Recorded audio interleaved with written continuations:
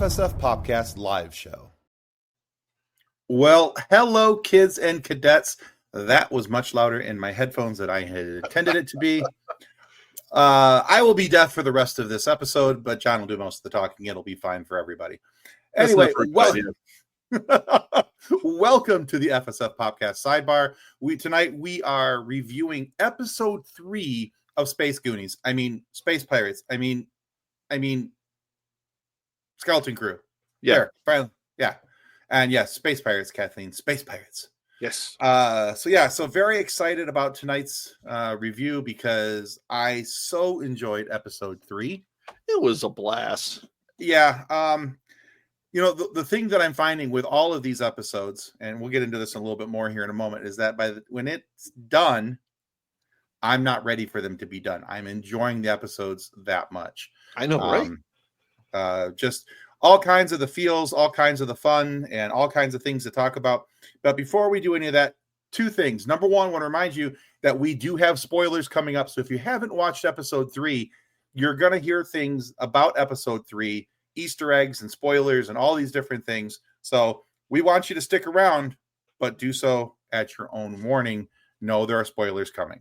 And it's been 46 hours. I mean, come on. If you're watching this and you didn't watch that, you only have yourself to blame. Bingo. Bingo bango, as Mickey Redmond would say on the Detroit Red Wings podcast. All right. But as always, we want to make sure that we say thank you to our show partners. These guys make sure that our show happens every single time we hit the air. And that is Bones Coffee Company. That is TCT Merchandise, where fandom meets fashion. Eddie AI, if you're looking for some editing help, Eddie AI is your storytelling partner. And of course, the one, the only, Level Up Sabers, because it's guaranteed to be better than a stick. Amazing lightsabers run by an amazing man. We're big fans of Master Allen and everything he's doing down there. Buy from him. Don't buy from that nitwit Star Wars theory. Save your money and send it to somebody who's actually doing good in the community. So anyway, before I go off on a side rant. And the spirit of capitalism has taken over the 12 days of Sithmas, which would normally end today, to run through the 15th, which is, I believe, Monday. Right. So he's got some really good sales going on right now. Yes, he does. Yeah. Just saying. And you can get to all those. Yeah, exactly. You can get to all those sales through the links down in the show notes down below. And if you use the code FSF PopCast at Bones Coffee, you'll get 10% off your order. And they got some really cool coffee mugs that I need to be ordering. So just saying. Yep. Not saying, but I'm just saying. Because, I don't have enough coffee mugs, just like I don't have enough Funko Pops. The limit does not exist. There's a limit? It does not exist. It does not exist. Oh, okay, good. Yeah, then we're all set. Exist. You need to watch Mean Girls again.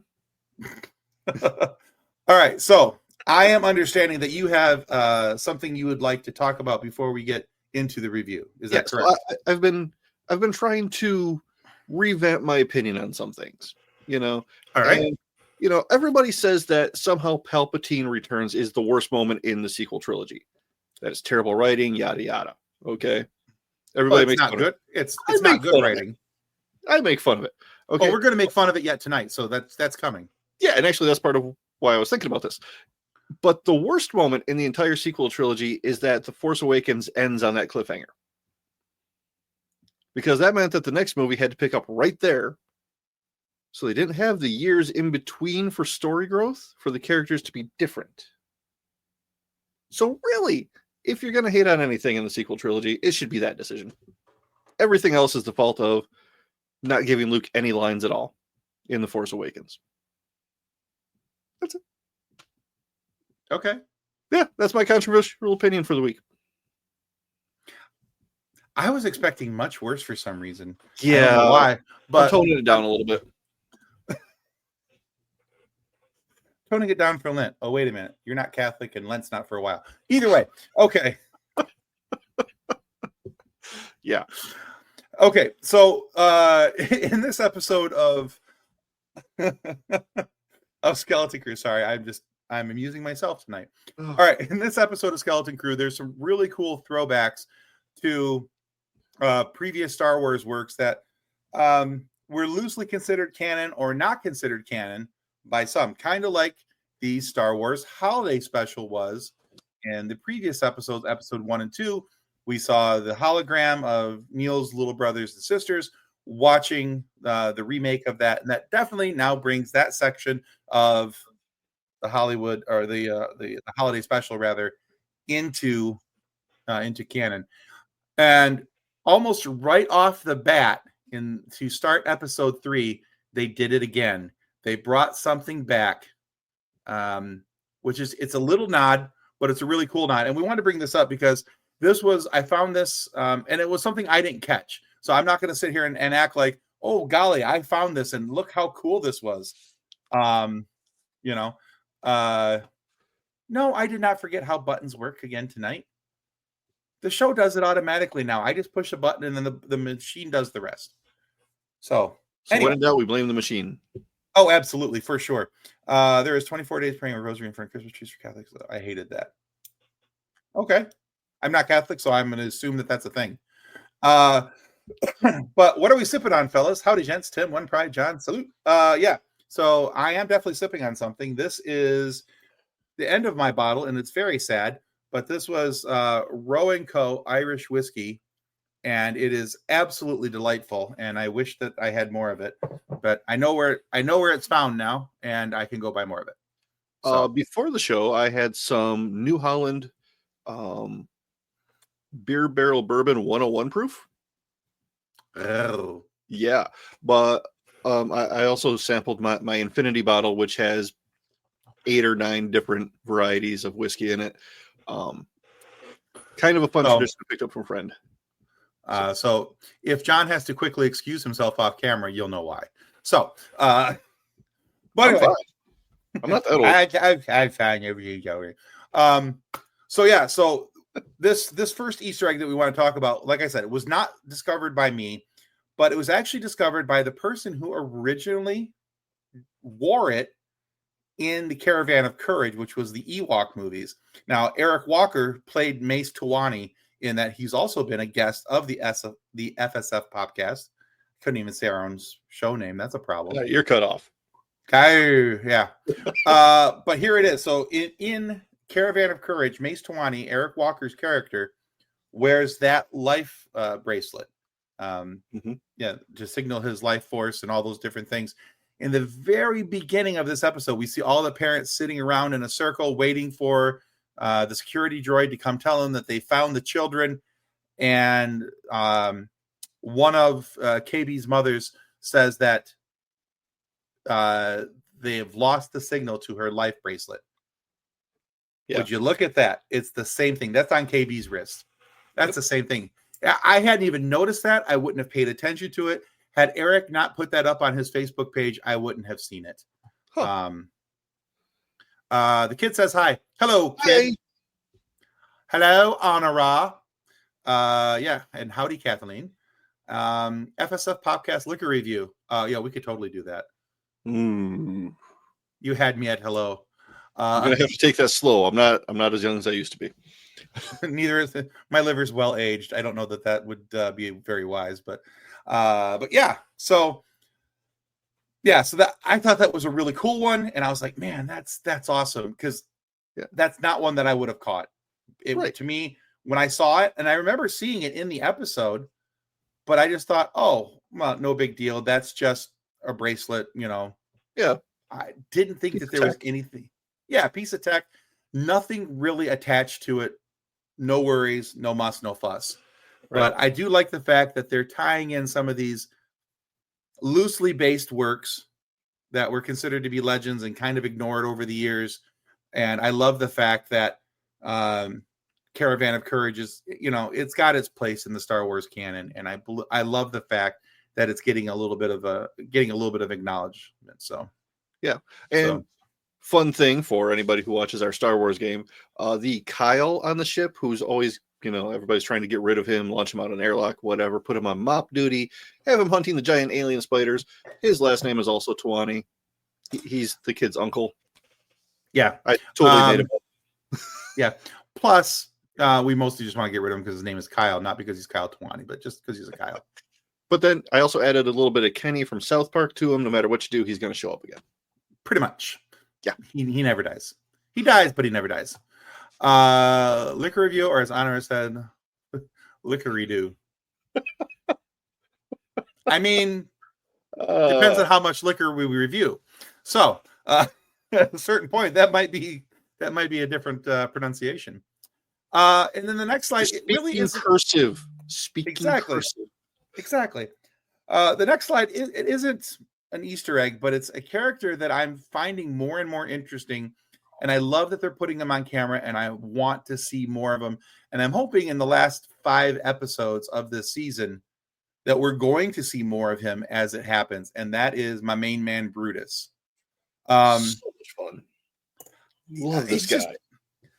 He's just the perfect amount of evil to where you're going, okay, I can get behind this guy. He seems to be a fun and kind of not a fun villain, but he's definitely a very villainous villain. He's good with his villainy. I don't think he's evil so much as he thought Silvo was a terrible captain who kept making bad decisions. That's entirely possible. He's just trying to do the right thing by the crew. Silvo's the one screwing everybody over. Yeah. Sorry, I'm feeling contrarian tonight. That's okay. But I love the fact that when and I couldn't find a good picture of it today to use in this slide, but I love when they backed off of him on the camera and he's standing there.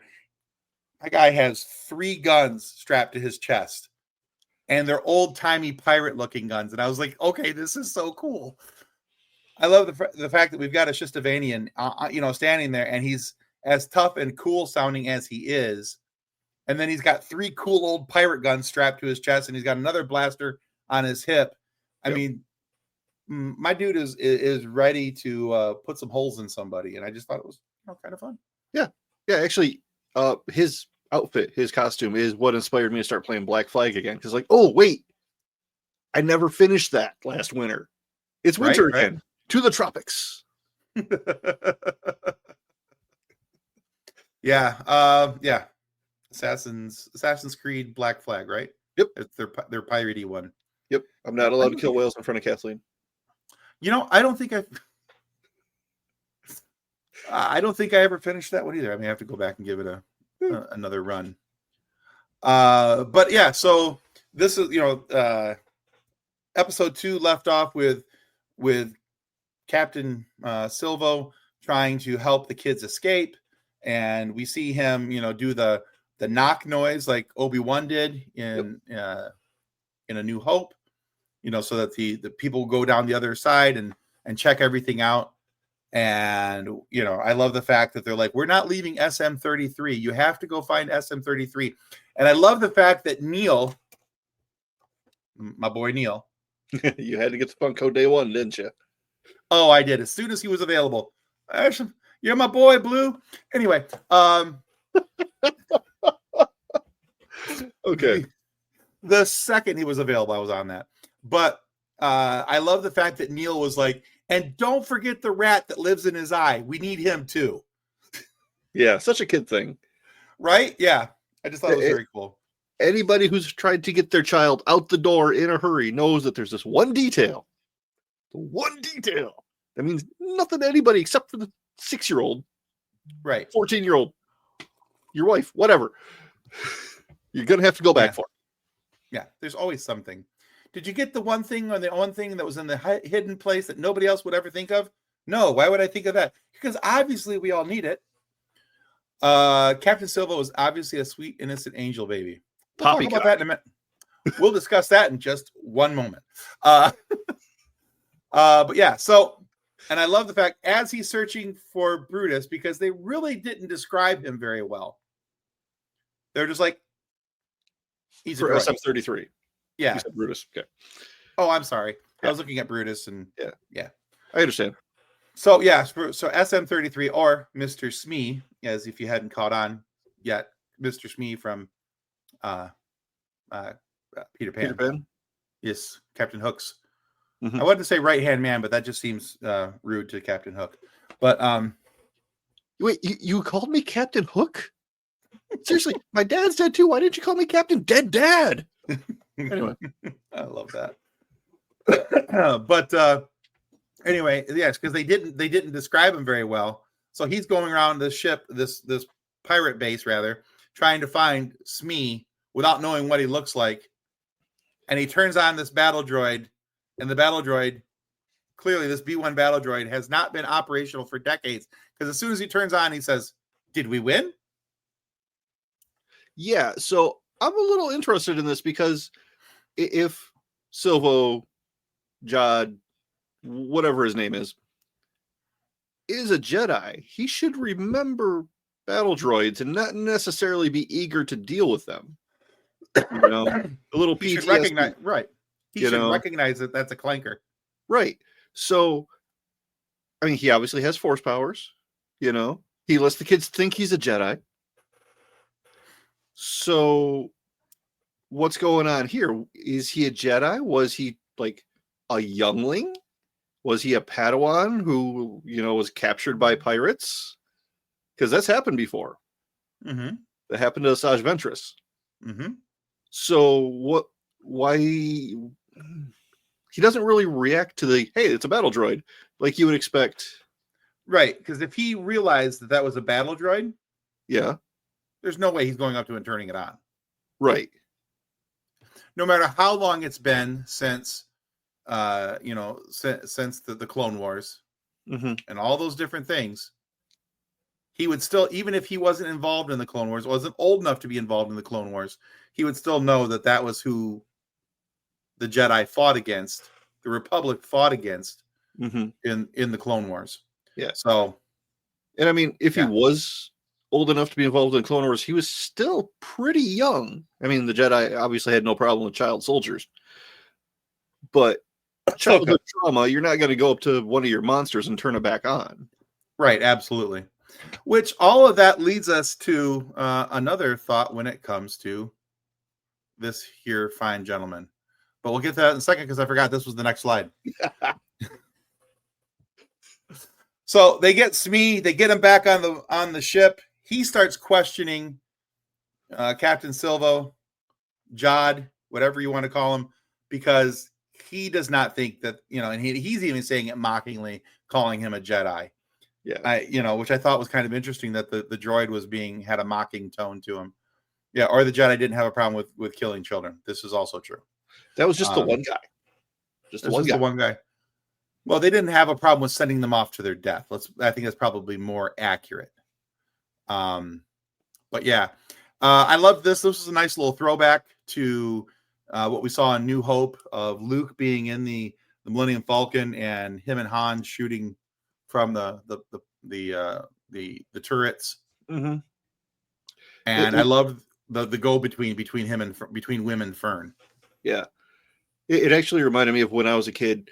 Back when they had arcades, and there was the one Star Wars game that you could actually sit in, where you're doing like the Death Star trench run. I remember Terrible that one. graphics, but back in the day, it was pretty cool. It was amazing for the day. Yeah, for the 1980 whatever it was, 85, 86, I think. It was no Pong, but it'll do. It was the late 1900s. Leave me alone. Anyway. I will kick you out of the show just for that. But yeah, it kind of took me back to that moment. It's like, oh my gosh, this is so cool. Right. Because again, these kids are doing the same things we did when we were kids watching the original trilogy. And I love, like I said, I love the go between them. And, we talked about this a little bit pre-show when we were talking about some of the slides. And I wish that they would have used the line from Lord of the Rings. Still only counts as one. Because Wim got all excited because he thought he hit it. Fern was pretty sure she hit the ship. And she's like, that was my shot. It was just kind of fun. It was. It was a nice little nod back to the original trilogy and all of that. Back in the 80s when you were cool. Wow. I was not cool in the 80s. I wasn't cool until the 2010s when I got a real job with a corporation and had big boy money to spend on his childish things. No, I drank a lot of it. Okay, adulting childish things, but either way, I let other people drink a lot of it. All right, so from here, they're finally they have a problem getting out because they are tied to a line. They think it's a fuel line. I don't think it was a fuel line. I think it was a tether holding them in place. Yeah, if that was a fuel line, I think the real world is a much safer place than Star Wars again. Yeah, well, for sure. For safety regulations, because if you go to pull away from a gas pump, they have a quick release to make sure you don't damage the pump. I mean, you're going to be dragging the line down the road and it's going to be sparking and everything. You look like an idiot. But I've worked in a lot of gas stations. But all the same, it's going to disconnect a lot quicker than that. Yeah, because they were yanking on that thing hard. Yeah, that ship was actually trying to pull away, trying to undock. So I think that was a tether holding them there until they paid the fee to get out. You had to pay the fee, and they tried to get out without paying the fee. So yeah, and then it almost killed everybody back at the pirate base when the rope came swinging back violently. And that was a cool Brutus moment where he's just standing as all this chaos is happening around him. And I love everything falls right in front of him. And he just looks down at it. He doesn't even move. Yeah. Just like that could have hurt. And he might be the coolest character in the show. I'm starting to feel that way. I mean, he's no Neil, but we'll talk about it. Yeah.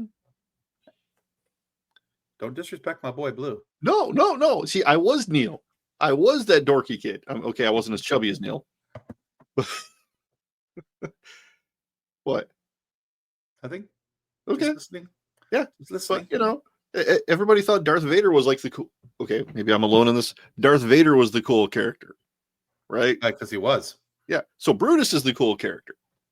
That's what I'm going for. All right, I can live with that. All right, but then they go to this talk. They go to this planet. They're not sure. The kids aren't sure where they're going, and Captain Silvo, Jod, whatever he wanted to call himself, is saying, "Just trust me. Just trust me. Just trust me." And then we have this throwback to Return of the Jedi from Jabba's palace.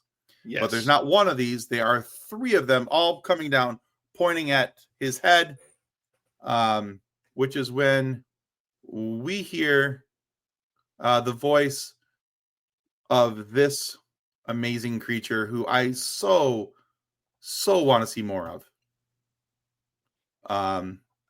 Kathleen says we succeeded in fattening you up. Your marvelous cooking has done wonders for my body weight.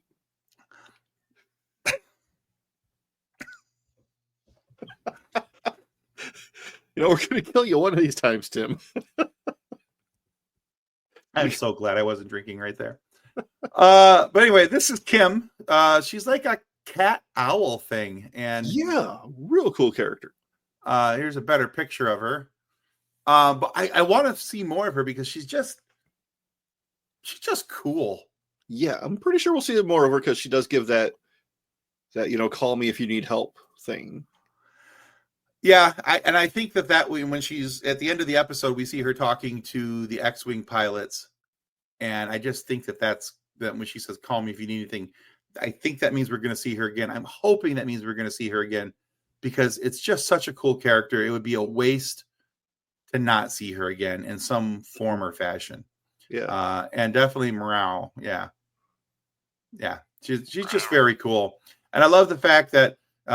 She sees things and she's like, "Oh, I know about this, and let's go get this map, and let's go do this." And she got this really. And Star Wars made me look something up because of Kim. I did not know what astrogation was, and I had to look it up.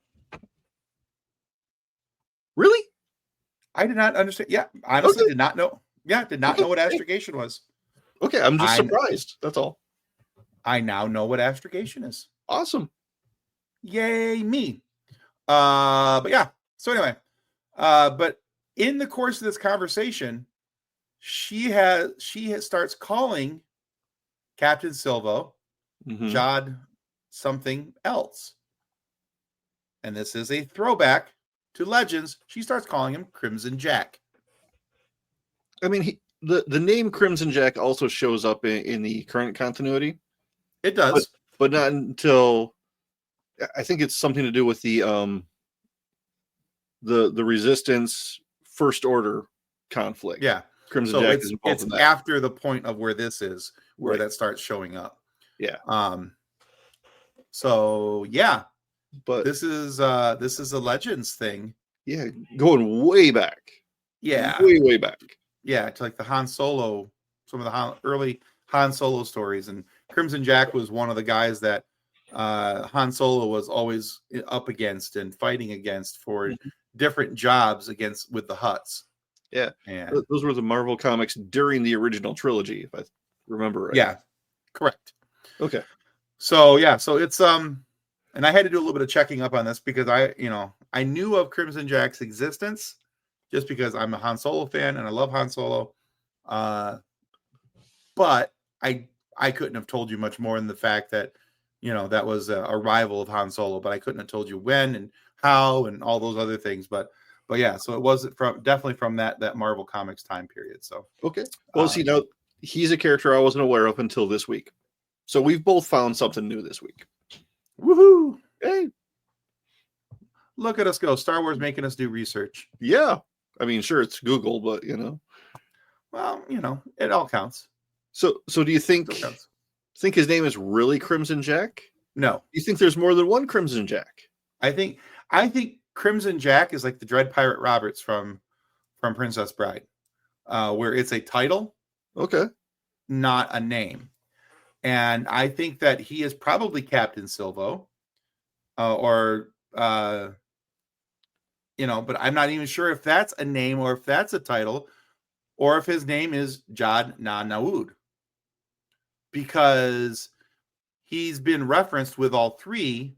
But there's definitely something more going on with this guy, because even and when he's talking to the kids, he's talking about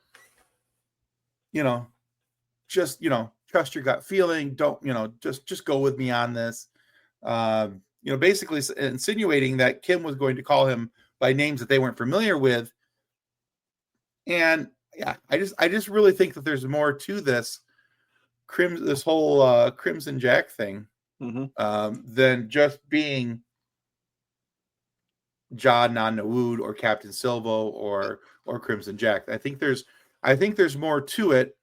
What all that is, I'm not entirely sure yet, because there's like little breadcrumbs being left, but I haven't seen anything that's makes me feel definitive to say that yes, go this way with that theory, or go that way with that theory. Okay.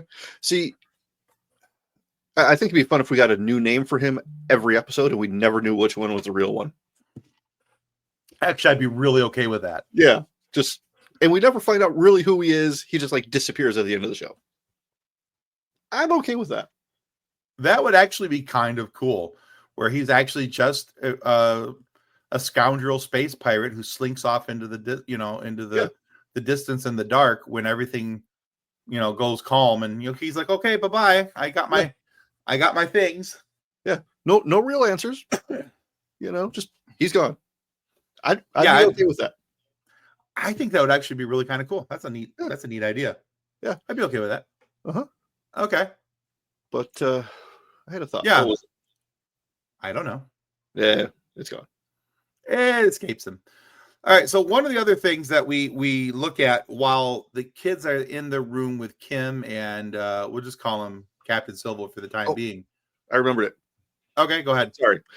So watching the show, I know nothing about the story because this is new, right? So they get to this moon, and he's like, so I have this old friend, and I'm like, tell me it's Lando. Like, I thought that would have been cool, That would have been a nice tie-in, yeah. But, we got Kim, and Kim's awesome. Love the character. I do love the Kim. But yeah.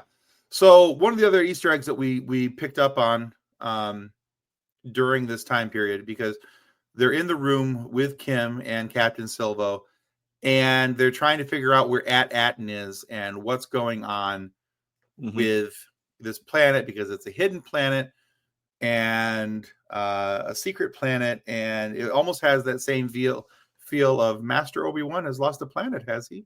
Just kind of the way the conversation was going. So that kind of made me smile too. Yeah. But was this symbol that was a pin on, I think it was Fern's backpack. Yeah. Because it's her mom's.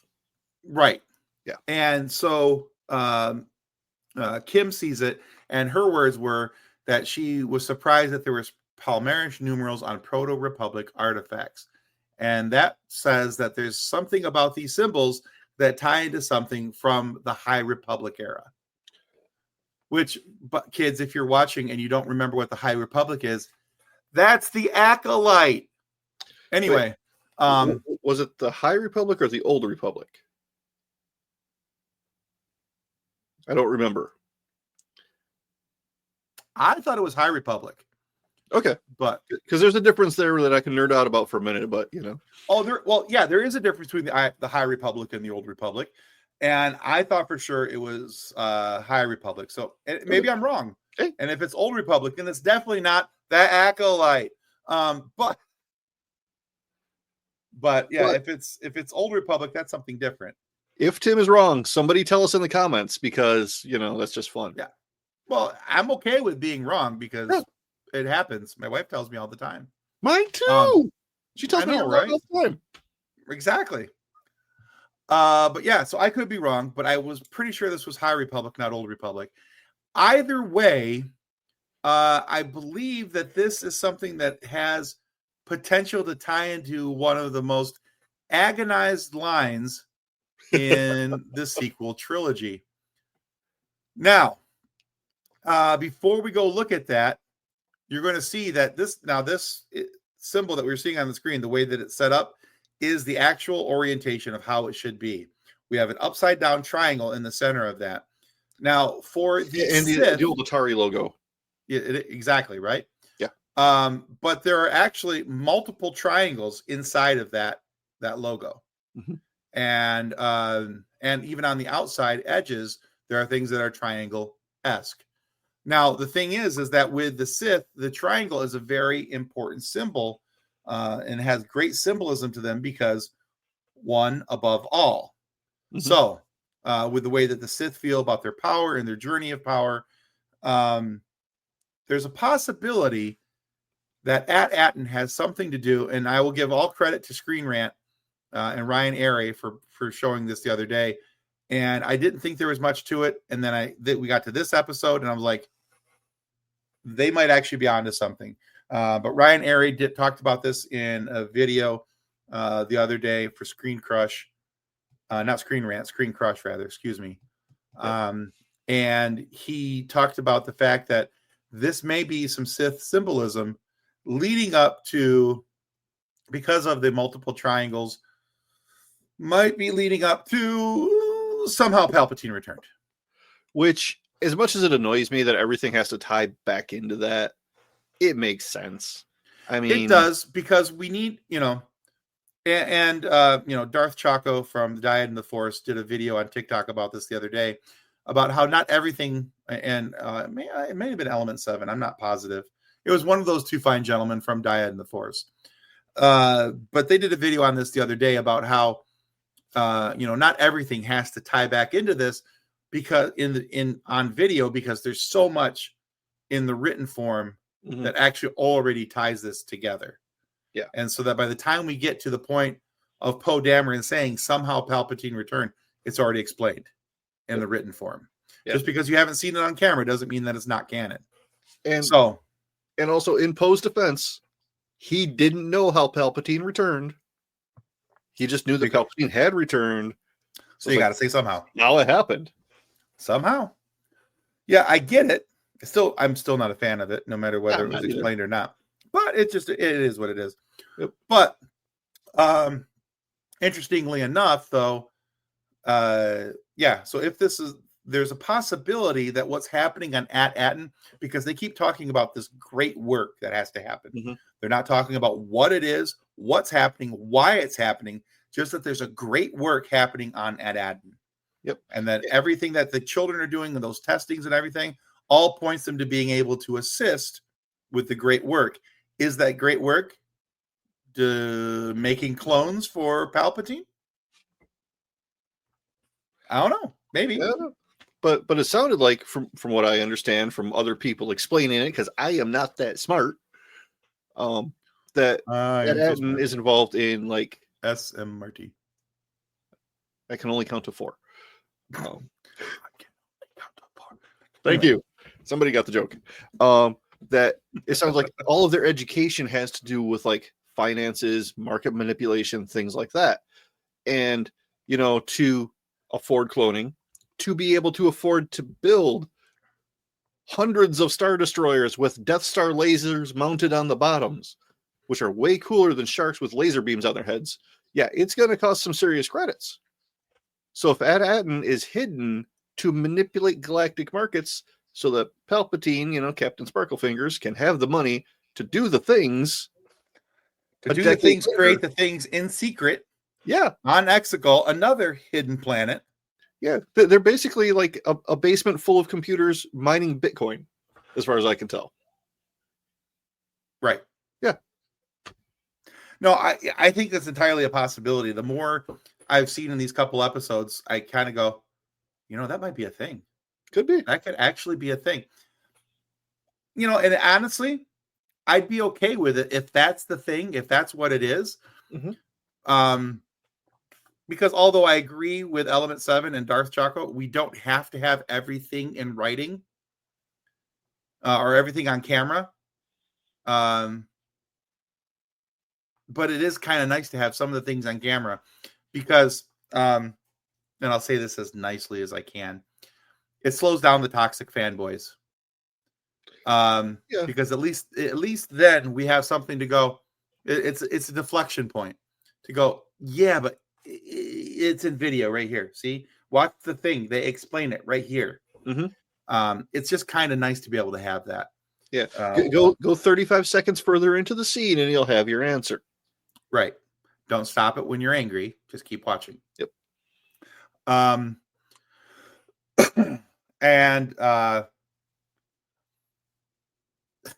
so one other little point of consternation about this episode before we get into the last couple slides here.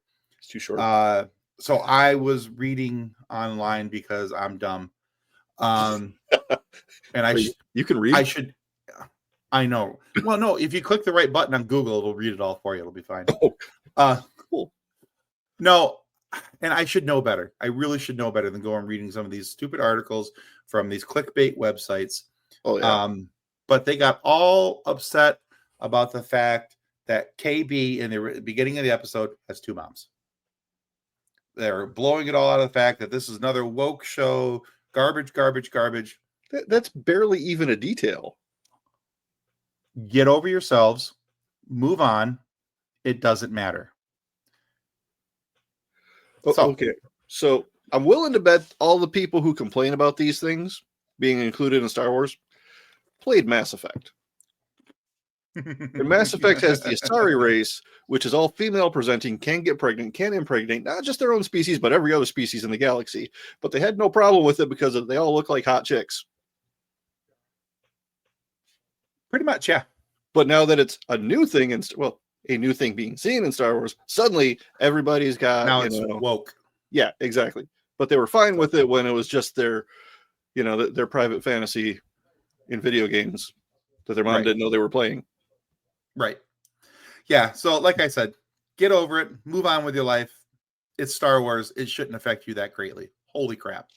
Anyway, and it was a 3-second scene. Jesus. Yeah. Anyway, does it really affect you that greatly that you need to go and write a whole article about how Disney is going woke again? They're not going woke. They're just representing the life that we see around us. If you haven't seen that around you, then you've probably been in a hole or playing Mass Effect in your mom's basement. Anyway. And all sci-fi has always been woke. I mean, it's always about what could be, what is potentially out there that's not normal to the Star Wars. Star Wars has been woke since 1977. Star Trek has been woke even since the 1960s. That, yeah, was it 1963 they first started? I think it was. I wasn't around 64. Then. Neither was I, and I'm trying to do this from memory, and that's a really bad thing on an empty glass of Roe & Co. Anyway, so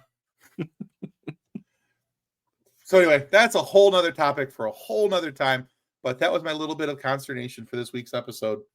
Other than that, everything I loved about this episode had nothing to do with the mouth-breathing waterheads who write the clickbait articles about how stupid Disney is. Yeah. But Everything I loved about this episode was in this episode. It was amazing, and I can't wait for episode 4, because when Kim says, "If you need me, just call me," and then turns and looks off in the distance, I was like, "Oh, they're gonna chase him! They're gonna! Oh, it's credits." That was my honest reaction. Yeah. Oh, it's credits. Wait, the episode's over already? Yeah. Disney, I know you've got some new showrunners. Need to make sure they're having consistent run times. Also, I'm going to throw it out there. Yeah. You know, back in the day, we could get 24 episodes of a show every year for like a decade with a consistent runtime. Y'all are doing like 8 episodes every 2 to 3 years. You're phoning it in. I'm just saying. Yeah. I mean, if Next Generation and Deep Space Nine could do it, you've got Disney money. Make it happen, Captain. And the volume. I read that. Oh, speaking of the volume, yeah, Ahsoka 2 is being filmed outside of the volume. Oh, really? I'm very excited about this. Yeah, it does kind of limit their ability to run. Like you can tell, like when they're running, that they're in the volume because they're not like full on. Yeah, you know, there's some limitation. The volume is good for a lot of different things, but there's also some limitations. Yep. All right, so with all that being said, as you know, I'm a big Funko Pop collector. You're my boy, Blue. Anyway, this is going to happen very, very soon. I have 5. I have multiples of 5. Does that count? Wait, are you talking about 5s? Oh, I actually have 5. I do have 5s as well, but that's not. Okay. That's a whole other point for another time. We've got like 7 show ideas just from tonight. Anyway, just from tonight. All right, so Skeleton Crew, what's coming next? What do you think we're going to see next? Any ideas? Because I have nothing. I don't know where this is going, and I love that. I love the fact that each week I get to have a surprise of what's happening and why it's happening. Well, at some point they're going to get back to Atten. Hopefully. You know, the kids have to get home. They have to get back to their parents. That's an 80s movie thing. The kids are okay in the end. The family's reunited. Everybody hugs. Credits roll, right? I'd be okay with them not going back to their parents. But the bad guys follow them home. So before the credits, before the happy ending, the bad guys come in and start wrecking stuff, and that's when you find out the big bad secrets. Right. And so I think that's going to happen. They're going to get back to Atten. Brutus and crew are going to follow them. They're going to because they don't even know on Atten that Alderaan is gone. They had no clue. They don't know anything about what's going on. They know nothing about what's happening on the outside world. All they know is that they've got this perfect little life in their perfect little lanes, and everything's perfectly little happening. Yeah, I think one of the kids references Alderaan. Yeah, in one of the episodes, and somebody's like, "You don't." Well, it was in this episode. Oh, was when it? You talk? Yeah, when talking to Kim. Oh, okay. I couldn't remember. Yeah. Because she's like, that planet's gone.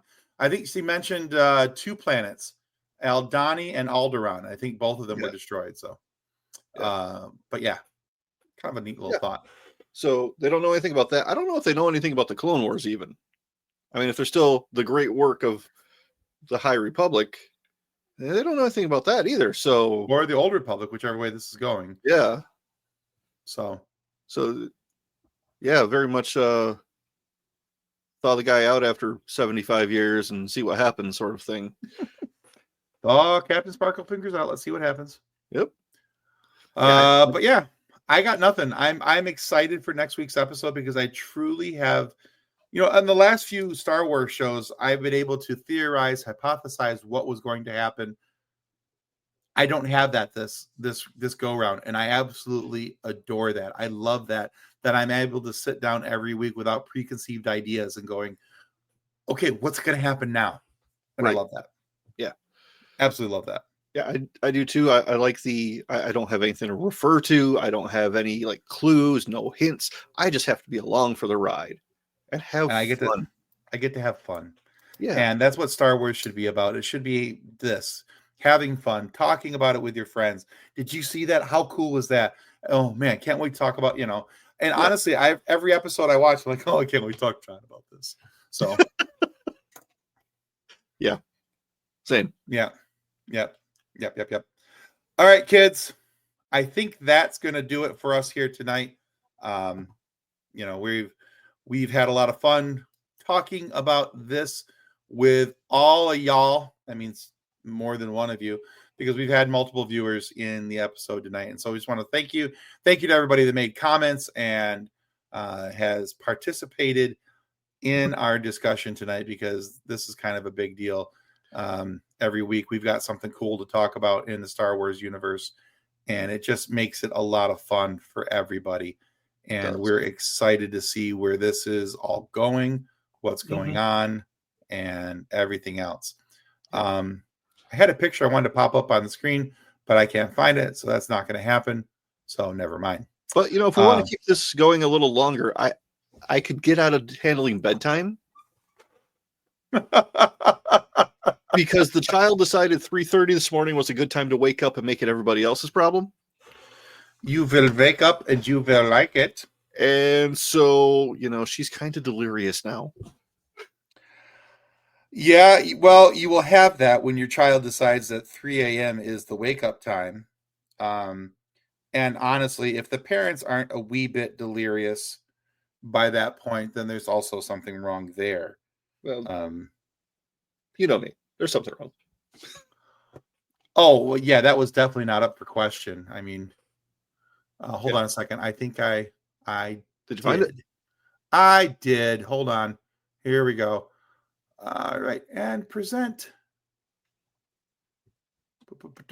Where's it at? I'm working on it. I hit the wrong button. Present. Good job. Share screen.